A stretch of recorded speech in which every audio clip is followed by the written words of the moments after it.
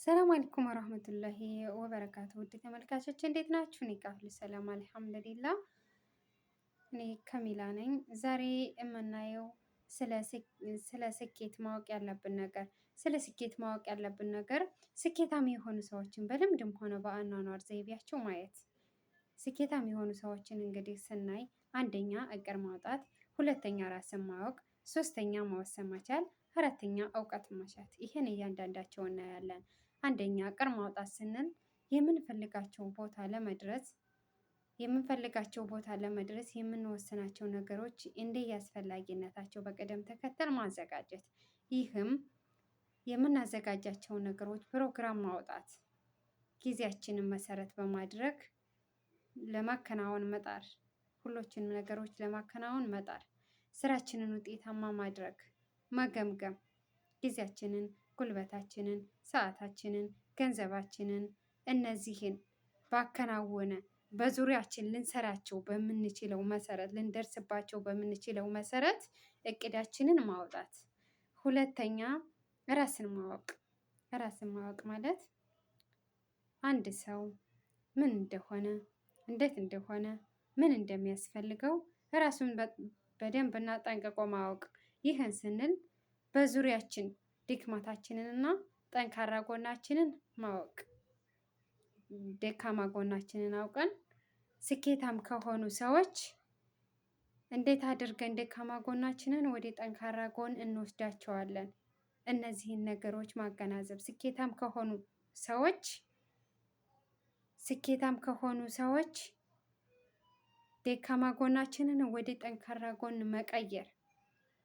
ዋናውና ትልቁ ነገር ስኬታም የሆኑ ሰዎችን ባህሪያቸውንና አመለካከታቸውን እንዴት አድርገን ወደ ራሳችንስ መቀየር እንችላለን? ራስን ማወቅ፣ ደካማ ጎንን ወደ ጠንካራ ጎን መቀየር ማለት ነው። ራስን ማወቅ እንግዲህ በሁሉም ሰው ላይ ያስፈልጋል። ነገር ግን ደካማ ጎን ማወቅ በጣም ነው የሚጠቅመው። ወደ ጠንካራ ጎን እንድንሄድና ስኬታማ እንድንሆን ያደርገናል። ሶስተኛ መወሰን መቻል። በፍጥነት መወሰን መቻል ስንል በፍጥነት መወሰን መቻል እንግዲህ በጥልቅና በጥንካሬ ማሰብ ያስፈልገዋል። የምንወስነው ነገር አርቆ ማሰብ ያስፈልገዋል። በፍጥነት የምንወስነው ነገር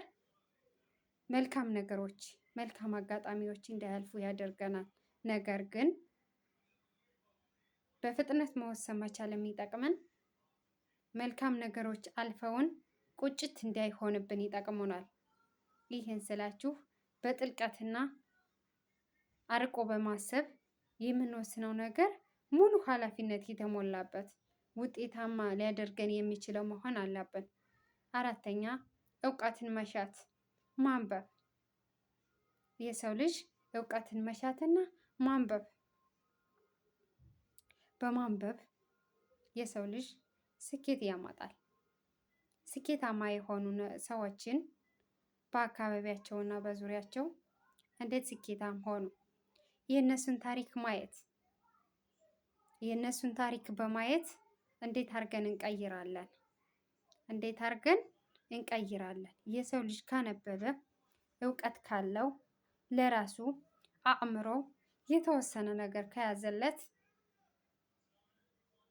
እያነበበ ከዕለት ዕለት አእምሮ እየተወሰነ በአመለካከትም ይሁን በሀሳብም ይሁን ዋናው የሰው ልጅ በቃ የታሪክ መጽሐፎችን ራሱ ማንበብ ይለውጣል። ማንበብ እውቀት ዋናው የስኬት ዋናው መሰረት ኃይሉ እውቀት ነው። እውቀት ካለ በአመለካከትም ይሁን